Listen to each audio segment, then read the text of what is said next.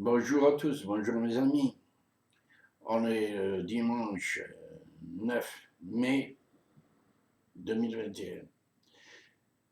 Vous avez tous vu sur vos téléphones, hein, projet d'attentat d'un groupe néo-nazi mis en examen et écroué. Alors c'est un groupe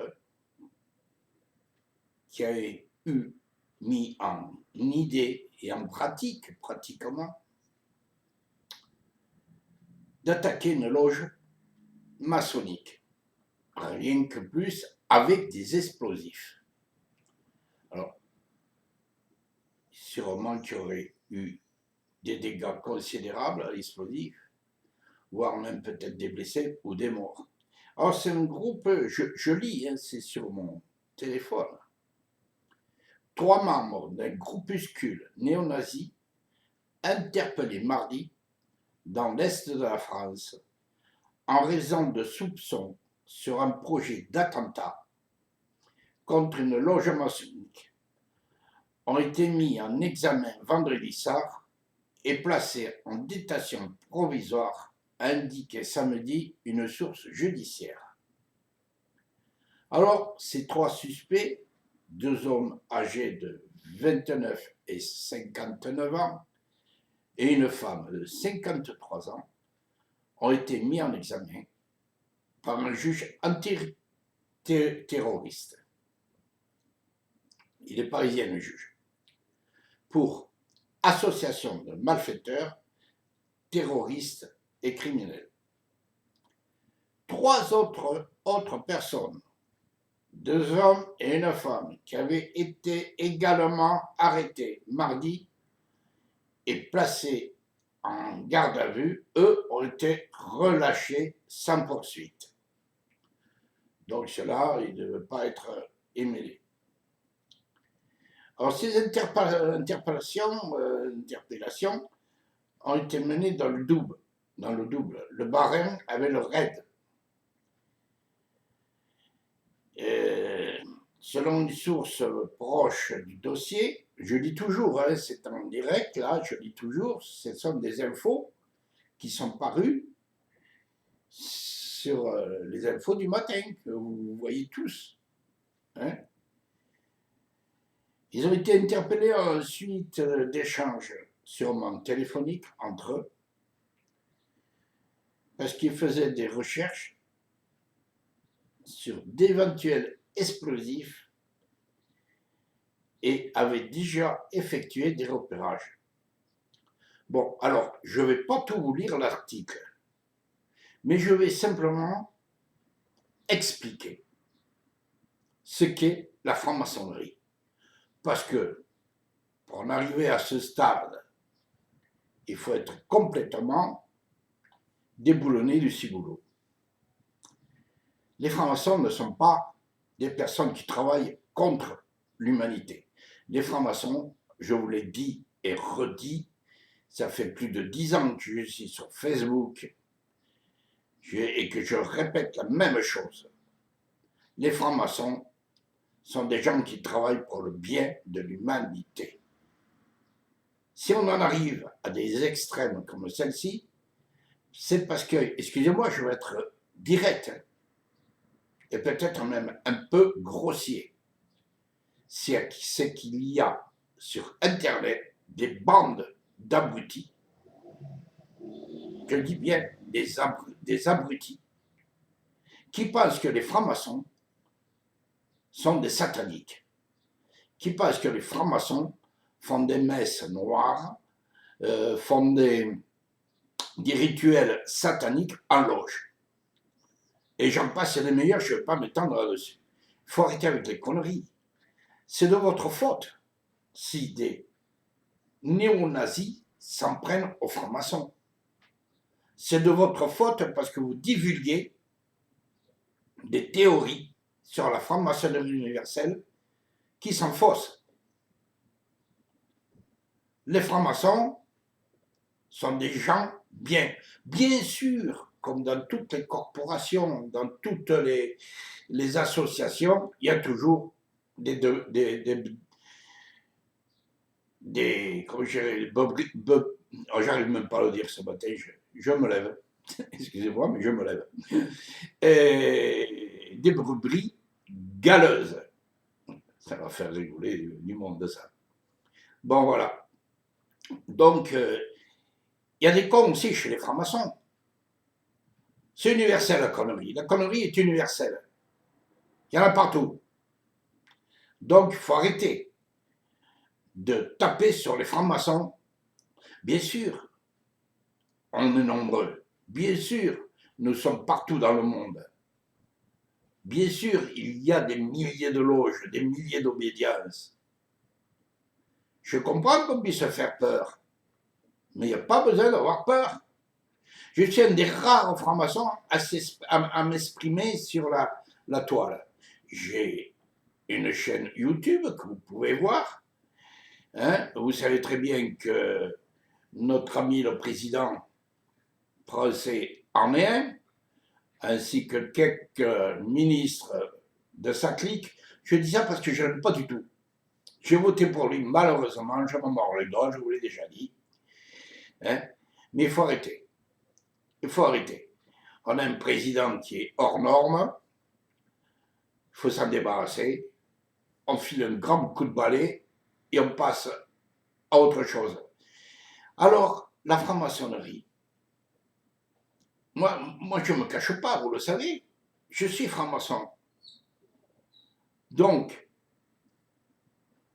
personne ne m'embête à moi.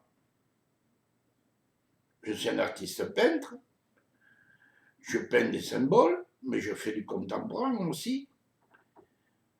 Je m'exprime à ma manière.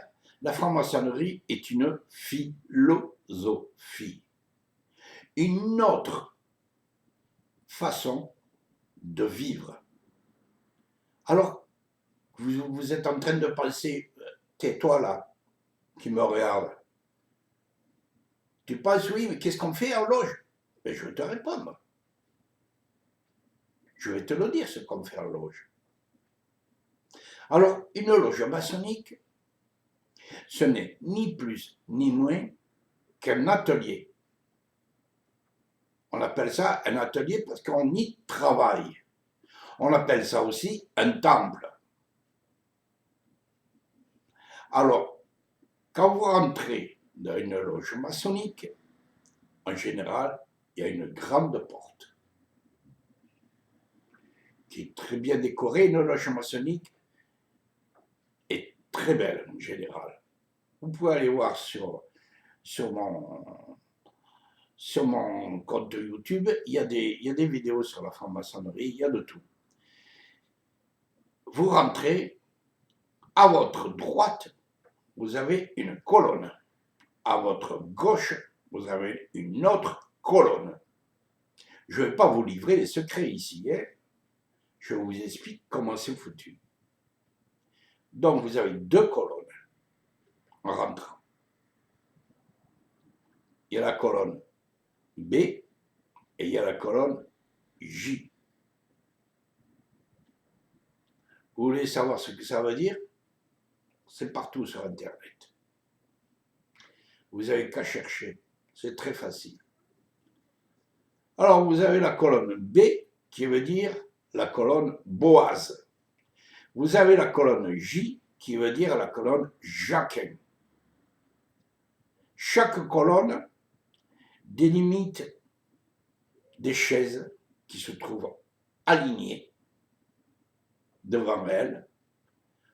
La colonne B, c'est la colonne des compagnons et des maîtres francs-maçons. Et la colonne J, c'est la colonne des apprentis francs-maçons. Vous avez deux surveillants. Un à la colonne B, c'est un maître maçon. Un à la colonne J, c'est un maître maçon. Face à la porte d'entrée, au fond de la loge, on devrait faire 15 mètres pour délimiter. Vous avez le vénérable. C'est-à-dire c'est un maître franc-maçon qui a été désigné pour diriger les travaux. Et cette loge ne peut fonctionner que si sont réunis lors d'une tenue c'est une réunion de francs-maçons, lors d'une tenue, 7 maîtres. S'ils sont 6, on ne peut pas ouvrir les travaux. On ne peut pas faire fonctionner la loge. C'est arrivé. Ça m'est arrivé même assez souvent de finir en triangle. Donc, la loge fonctionne avec le vénérable, le premier surveillant et le deuxième surveillant. Moi, dans ma loge, je suis deuxième surveillant. C'est un poste que j'affectionne depuis de très nombreuses années parce que j'aime bien mon rôle que j'occupe vis-à-vis des apprentis maçons. Personnellement, j'ai 5 apprentis maçons que j'ai fait devenir francs-maçons. Alors, pour devenir franc-maçon, vous voyez, je ne vous dis pas de secret, je vous dis comment c'est et comment ça fonctionne. Pour devenir franc-maçon, il faut avoir un parrain ou une marraine. Il faut avoir un casier judiciaire vierge. C'est très important. Si vous n'avez pas de casier judiciaire vierge, ce n'est pas la peine de postuler. Il faut avoir 4 photos et une lettre de motivation. En général, votre parrain ou votre marraine va vous guider et va vous expliquer ce qu'il vous faut dire, si vous ne savez pas. Une fois que vous voyez ça, vous le donnez à votre parrain ou à votre marraine, qui lui va la porter au vénérable. Et de là, ça c'est très long pour devenir franc-maçon, enfin, en général 3 mois. Mais je ne vais pas m'étendre sur les chiffres. Et une fois que ces 3 mois sont écoulés, vous allez être convoqué. On va vous recevoir dans l'atelier. Alors cet atelier est décoré. Mais vous ne le verrez pas. Vous ne verrez pas les décorations. Parce que vous allez avoir un bandeau sur les yeux. Et vous serez assis sur une chaise face au vénérable.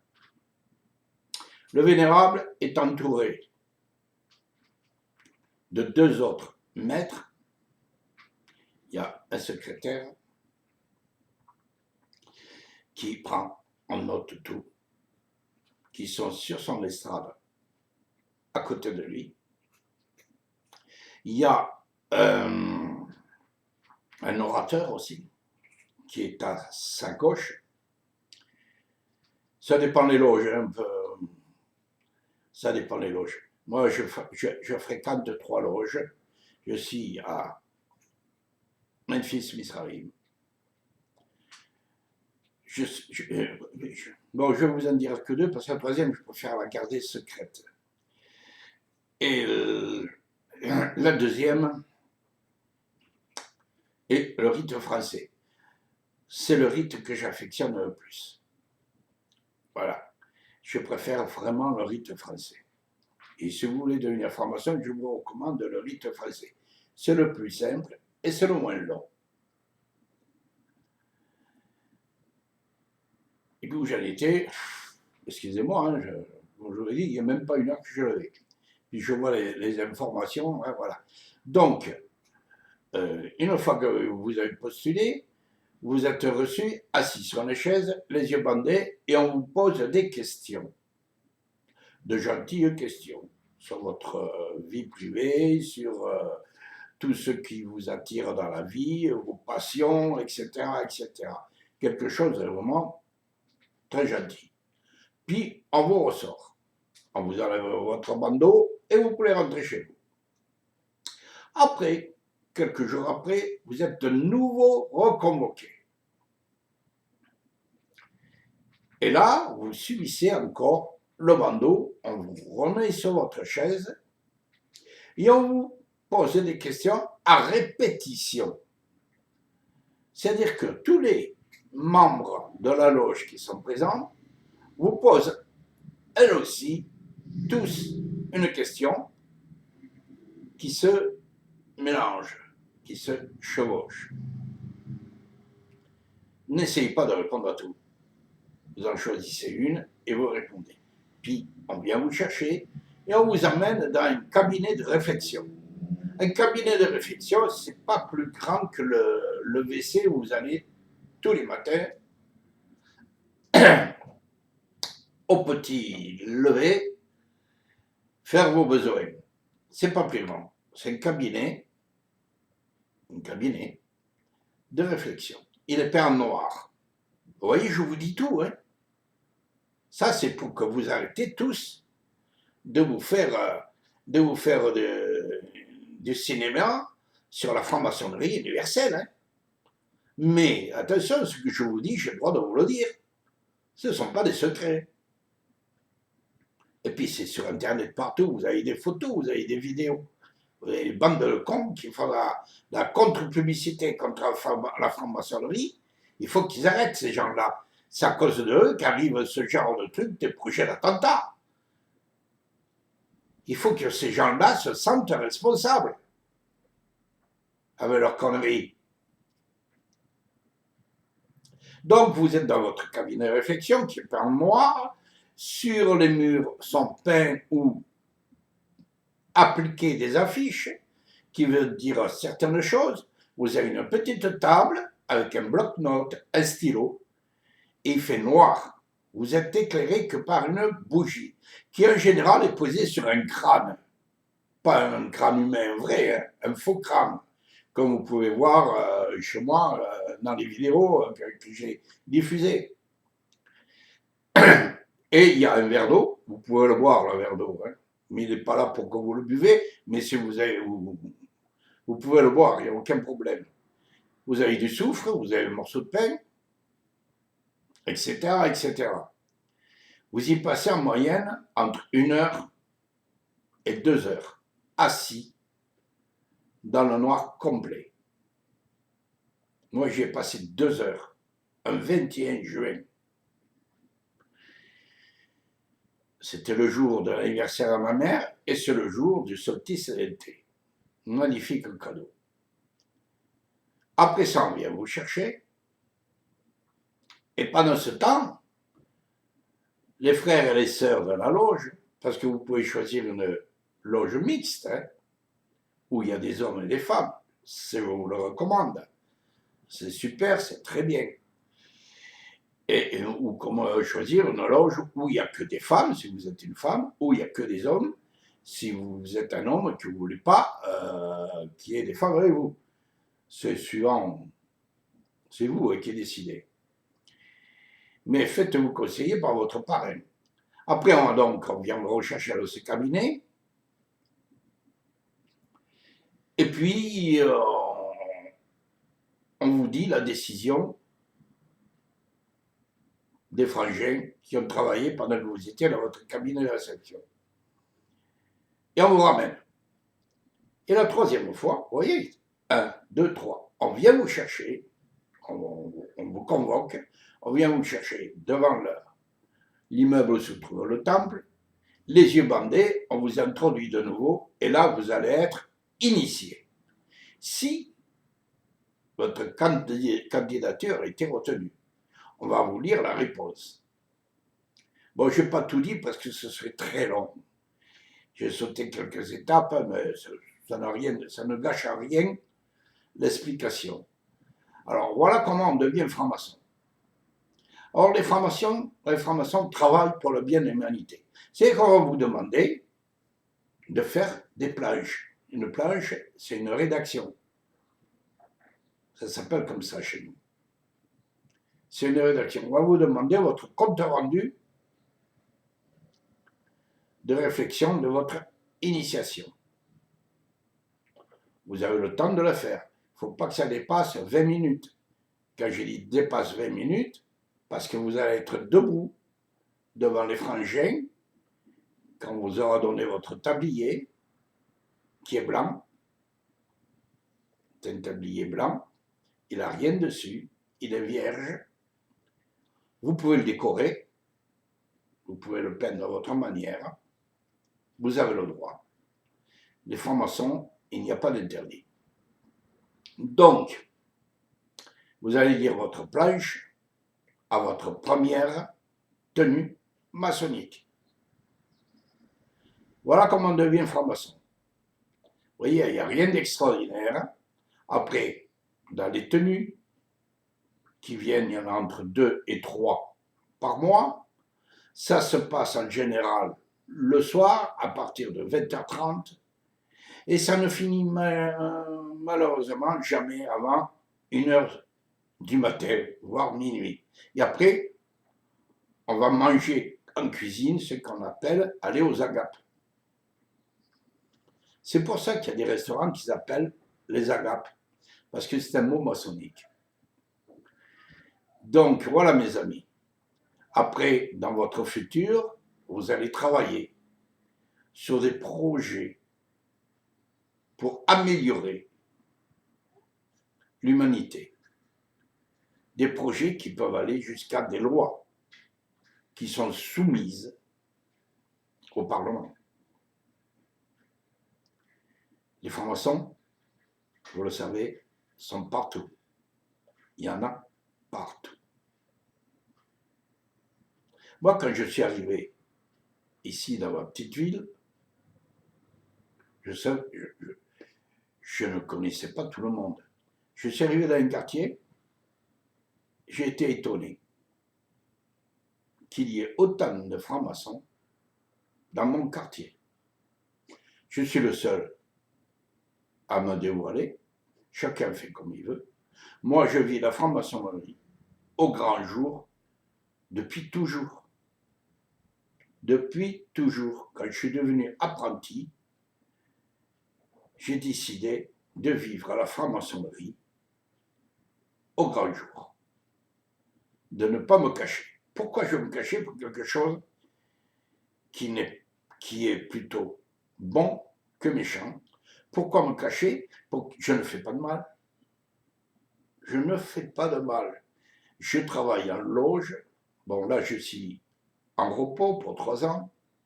On appelle ça un sommeil. Pourquoi aller se cacher pour quelque chose qu'on aime faire? La franc-maçonnerie, je vais vous expliquer. Quand vous allez au théâtre, que vous voyez une pièce, mettons le Cid, moi j'étais voir le Cid au théâtre, il avait tout rectifié,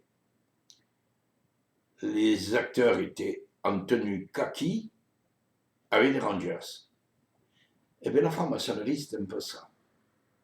La franc-maçonnerie, c'est du théâtre. Nous sommes dans une loge et nous régressons dans le temps. Nous revenons dans les années 1700. Nous ne sommes plus au 21e siècle. Voilà mes amis, je vous laisse. S'il te plaît, 2 secondes, j'enregistre. C'est ma femme. Elle a pris l'habitude, à chaque fois que j'enregistre, elle entend parler de descendre et venir voir. Donc là, je ne peux pas recommencer. C'est trop long. Donc, excusez-moi de cette intrusion. Voilà. Donc, c'est du direct. Mes amis, si vous avez des questions, vous pouvez me les poser. Je réponds aux questions. Mais surtout, quelque chose que je vais ajouter. Ne me demandez pas, ne me téléphonez pas. Il y en a qui me téléphonent, mais c'est surtout des pays d'outre-mer, qui me téléphonent pour me demander de devenir franc-maçon. Je ne recrute pas. Je ne suis pas là pour recruter. Je suis artiste peintre, franc-maçon, et j'en reste là. Je ne veux plus me mêler à tout ça. J'ai 5 apprentis, je vous l'ai dit. J'en reste là. Donc, si vous voulez devenir franc-maçon, vous cherchez une obédience à proximité de chez vous, à qui vous adressez. Voilà, mes amis. Je vous souhaite à tous une très bonne journée. Et surtout, pour ceux qui gambergent sur la franc-maçonnerie, il faut arrêter. Nous ne sommes pas là pour vous emmerder. Nous sommes là pour vous aider. Bye bye.